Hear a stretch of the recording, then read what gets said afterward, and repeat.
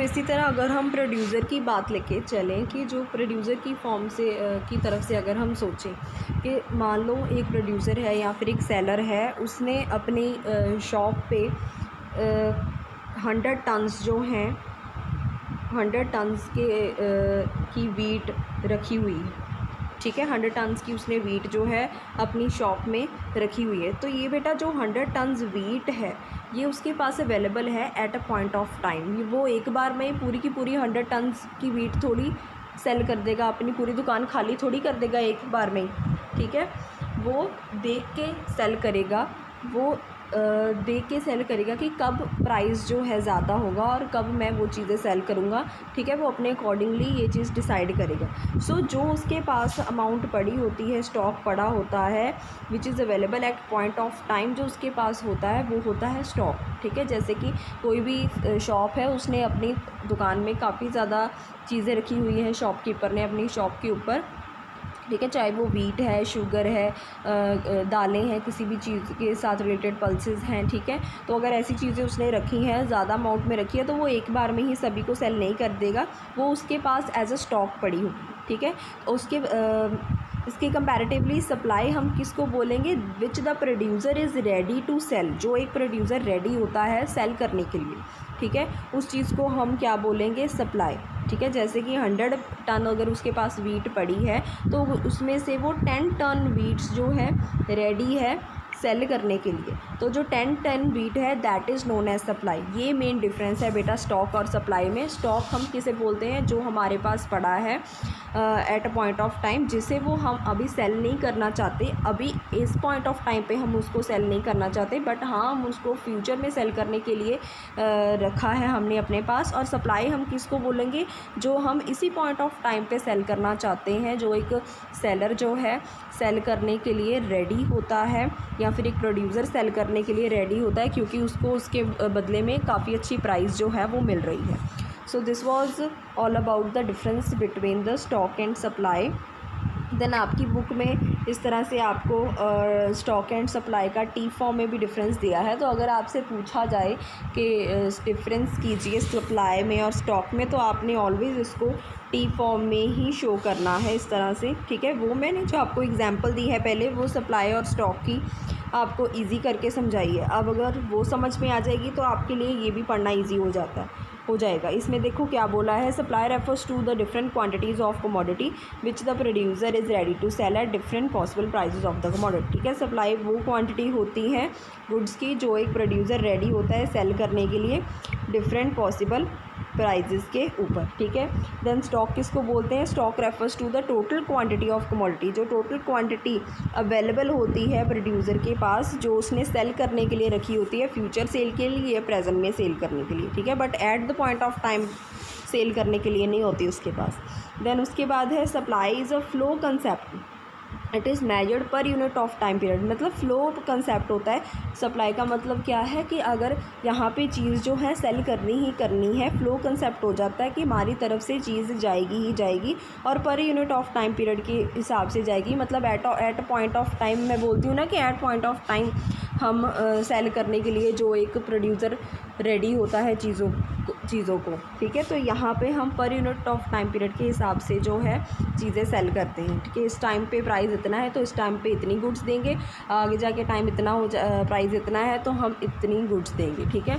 Then stock is not a flow concept, it is measured at a point of time. ये एक flow concept नहीं है, यहाँ पे चीज़ हमारे पास पड़ी है, हम आगे जाके डिसाइड करेंगे जब प्राइस आएगा हमारे पास, पर्टिकुलर प्राइस हमें लगेगा तब हम सेल करेंगे। सो ये मेजर किया जाता है at a point of time पे। देन उसके बाद आ जाता है हमारे पास supply is always related to the price of commodity, के सप्लाई जो होती है वो प्राइस के साथ रिलेटेड है, ऑब्वियसली प्राइस के साथ रिलेटेड है। जैसे ही प्राइस ज़्यादा होगा हम सप्लाई ज़्यादा करनी शुरू कर देंगे। एंड स्टॉक जो है वो हमारे प्राइस के साथ रिलेटेड नहीं है, ये हमारी फॉर्म की, हमारी कंपनी की एक तरह की इन्वेंट्री है, एक तरह का स्टॉक है जो हमारे पास पड़ा होता है, that is related to expected demand. हमने अपने पास, दुकान वालों ने अपने पास स्टॉक रखा होता है, उनको पता होता है कि आगे जाके इस चीज़ की डिमांड बढ़ेगी तब हम इस चीज़ को निकालेंगे, ठीक है। तो ये तो हो गया आपका difference between the supply and stock. Next इसके बाद आता है, जिस तरह हमने डिमांड और क्वांटिटी डिमांडेड किया था, इसी तरह यहाँ पे सप्लाई और क्वांटिटी सप्लाई। आपने सिर्फ ये बॉक्स वाला रीड कर लेना है। देखो क्या लिखा है उन्होंने।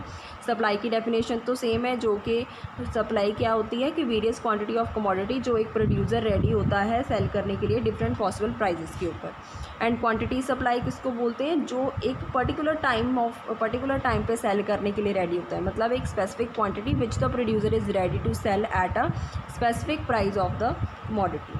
ठीक है, जैसे मैं कहूँ कि मैंने आज 20 बिस्किट्स जो हैं सप्लाई किए हैं, तो वो मेरी क्या हो जाएगी सप्लाई। जो मैंने 20 बिस्किट्स हैं जो डिफरेंट प्राइजेस पे दिए हैं। ठीक है, दूसरी साइड पे अगर मैं कहूँ कि मेरी क्वांटिटी सप्लाई, मैंने 2 पैकेट्स जो थे वो 20 रुपीज़ के दिए हैं। ठीक है, 20 पैकेट्स मैंने पहले डिफरेंट प्राइजेस पे दिए हैं, और ये तो होगी मेरी क्वांटिटी सप्लाई। और अगर मैं कहूँ कि मैंने 2 पैकेट, सिर्फ एक गुड्स की बात कर रही हूँ कि मैंने सिर्फ 2 पैकेट्स 20 रुपीज़ के ऊपर दिए हैं, तो वो मेरी क्या हो जाएगी क्वांटिटी सप्लाई। ये जो ऊपर वाली है ये सप्लाई है।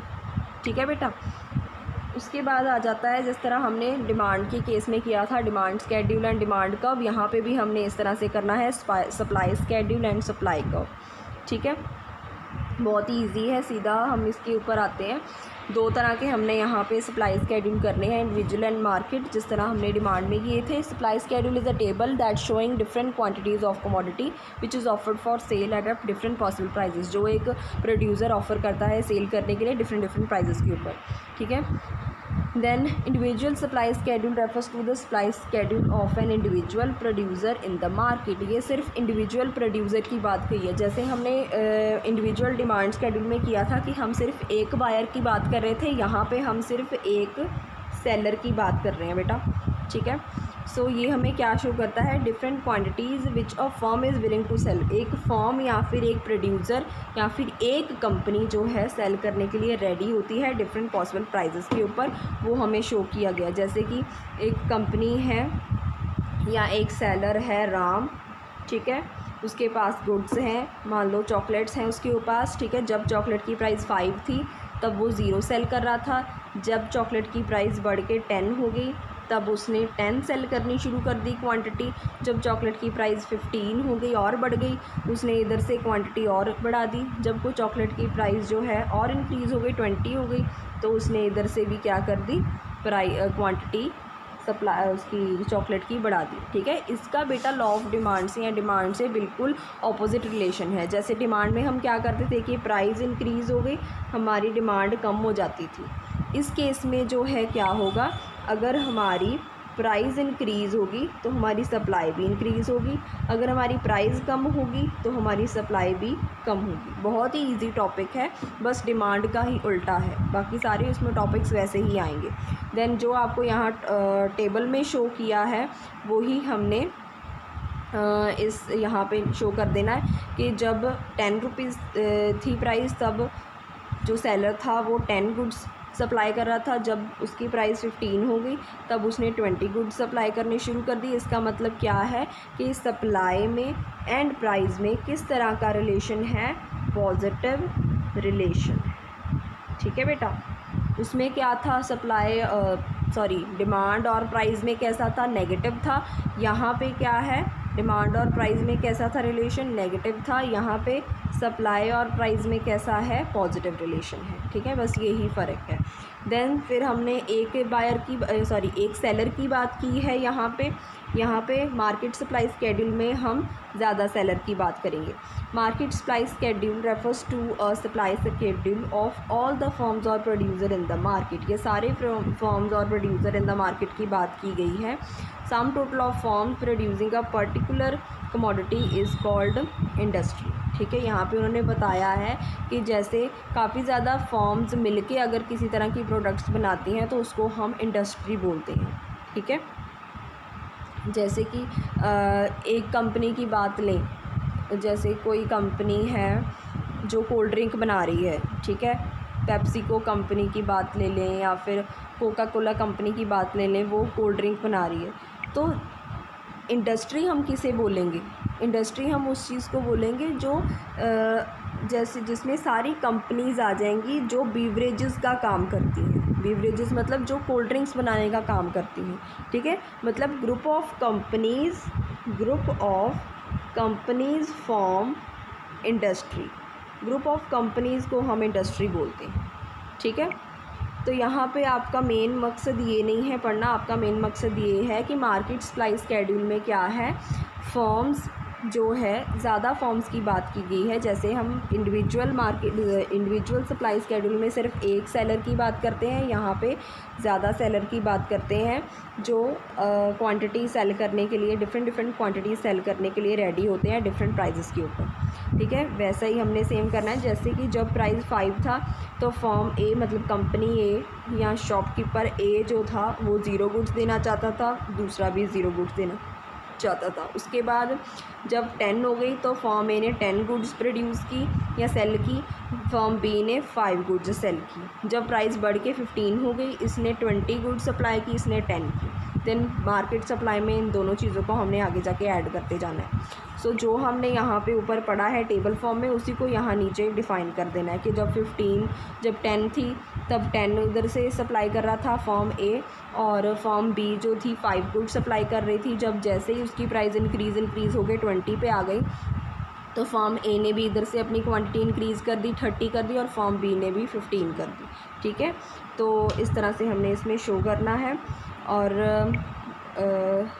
अल्टीमेटली ये देखा गया है यहाँ पे कि प्राइस में और सप्लाई में किस तरह का रिलेशन शो किया जाता है, पॉजिटिव रिलेशन। देन उसके बाद ये आपको डेफिनेशन दी है, ये भी सेम ही है, आपने इसको रीड कर लेना है। नेक्स्ट बेटा जो आपका इम्पॉर्टेंट टॉपिक आता है that is supply curve and it's slope, ठीक है। जैसे उसमें हमने 2 तरह की कर्व्स की थी, इंडिविजुअल सप्लाई कर्व और मार्केट डिमांड कर्व और इंडिविजुअल डिमांड कर्व की थी। यहाँ पे हमने इंडिविजुअल सप्लाई कर्व और मार्केट सप्लाई कर्व करनी है। उसमें भी बेटा मैंने आपको बताया था कि कर्व बनाने के लिए आप किसकी हेल्प लेते हो, आप स्केड्यूल की हेल्प लेते हो, जो हमने यहाँ पहले रीड किया है। जैसे इंडिविजुअल कर्व बनानी है तो हम इंडिविजुअल सप्लाई स्केड्यूल की हेल्प से बनाएंगे, अगर हमने मार्केट कर्व बनानी है तो हम मार्केट सप्लाई स्केड्यूल की हेल्प लेंगे, ठीक है। पहले हमने फर्स्ट कर्व बनानी है that is individual supply curve, तो वो उसके लिए हम इंडिविजुअल सप्लाई स्केड्यूल की हेल्प लेंगे। इंडिविजुअल सप्लाई कर्व क्या है, ग्राफिक प्रेजेंटेशन है सप्लाई स्केड्यूल की of individual form in the market, ठीक है।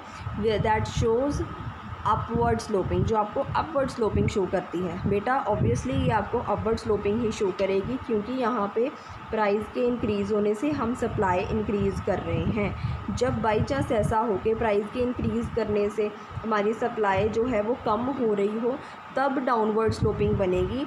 बट अगर हमारी प्राइस के इंक्रीज़ होने से सप्लाई इंक्रीज़ हो रही है, तब हमारी जो स्लोप है वो अपवर्ड बनेगी, ठीक है। तो ये आपने इस चीज़ में ध्यान रखना है।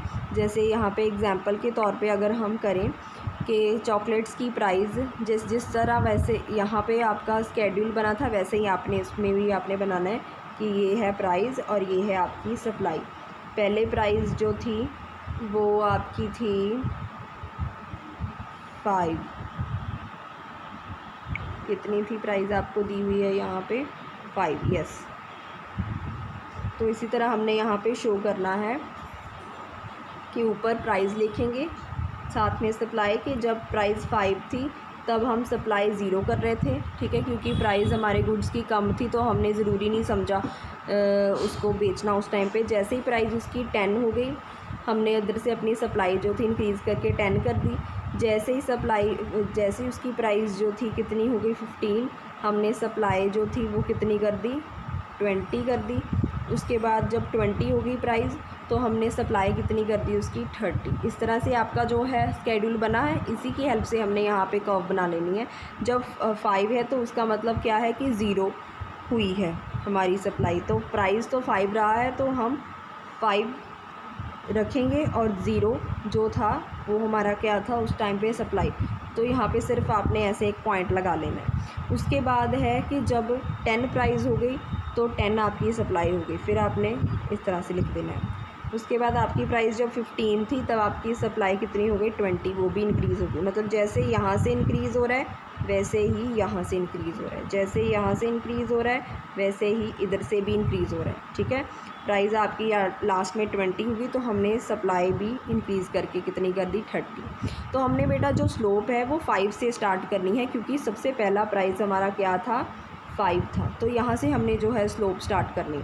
तो इस तरह से हम ये स्लोप जो है अपवर्ड स्लोपिंग जो है बनाएंगे। तो इस तरह से ये आपकी जो स्लोप है अपवर्ड स्लोपिंग जो है बन जाएगी, क्योंकि यहाँ पे प्राइस में और सप्लाई में पॉजिटिव रिलेशन है, क्योंकि एक के बढ़ने से दूसरी भी हम इंक्रीज़ कर रहे हैं। देन जो आपने डायग्राम में बनाया वही चीज़ नीचे एक्सप्लेन कर देनी है, कुछ मुश्किल नहीं है। देन मार्केट सप्लाई कर्व जो है ग्राफिक रिप्रेजेंटेशन है किसकी, मार्केट सप्लाई स्केड्यूल की। मार्केट सप्लाई स्केड्यूल की हेल्प से ये बनेगा, जैसे जैसे यहाँ पे हमने बनाया है वैसे वैसे ही बनेगा, और दोनों की जो है कर्व कैसी होगी, अपवर्ड स्लोपिंग ही होगी। ठीक है, यहाँ पे ए सप्लायर का बना देना, मतलब ए सेलर की बना देनी है, यहाँ पे बी सेलर की कर्व बना देनी है, और एंड में दोनों को ऐड करके बना देना है। ठीक है, ये आप जब करोगे आपको क्लियर हो जाएगा। फिर देन आपने जो यहाँ पे डिफ़ाइन करना है वही चीज़ आप यहाँ पे भी डिफ़ाइन करोगे इन द एंड। ठीक है, so this was all about your markets individual supply schedule and market individual supply curve. ठीक है, नेक्स्ट इसके बाद जो हमारा मेन टॉपिक है that is slope of supply curve. ये भी आपको मैं साथ ही करवा देती हूँ आज कि स्लोप ऑफ सप्लाई कर्व का मतलब यहाँ पे उन्होंने बोला है कि उन्होंने कहा स्लोप ऑफ सप्लाई कर्व कैसी होती है। आपको मैंने बता दिया कि स्लोप ऑफ सप्लाई कर्व हमेशा अपवर्ड बनती है। क्यों अपवर्ड बनती है, क्योंकि आपको क्वेश्चन में आ जाता है कई बार, क्वेश्चन में पेपर में आ जाता है question, how does supply curve slope, मतलब उसकी स्लोप जो है कैसी होती है, what is the how is the slope of the supply curve, इस तरह का क्वेश्चन आ जाता है। And what's the reason behind that why the supply curve is upward sloping, what's the reason. तो आपने बीच में उसके यही बताना है कि अपवर्ड स्लोपिंग क्यों होती है, क्योंकि there is a positive relation between price of commodity and quantity supply. क्यों पॉजिटिव है, क्योंकि प्राइस में और सप्लाई में पॉजिटिव रिलेशन है, इसलिए हमारी ये जो स्लोप है वो अपवर्ड बनती है। The slope of supply curve refers to the ratio between change in price upon change in quantity supply. ठीक है, कि जैसे जैसे प्राइस में चेंज आता है वैसे वैसे हमारी क्वांटिटी सप्लाई में भी क्या आता है, चेंज आता है, उसकी एक तरह की ये रेशियो है। ठीक है, वैसे ऐसे ही आपने बस ये सप्लाई कर्व यहाँ पे बना देनी है, देखो। ओके, सो ये आपने यहाँ पे बना देनी है। सो ये आपके काफ़ी ज़्यादा टॉपिक्स आज के लिए हो गए हैं। नेक्स्ट टॉपिक कल हम करेंगे, जिस तरह हमने डिटर्मिनेंट्स किए थे डिमांड के, वैसे ही हमने डिटर्मिनेंट्स पढ़ने हैं सप्लाई के। सो आपका काम ये है, आप यहाँ तक रिवाइज़ कीजिए, अगर किसी को कोई डाउट है तो मेरे से पूछ लीजिए। Thank you so much students.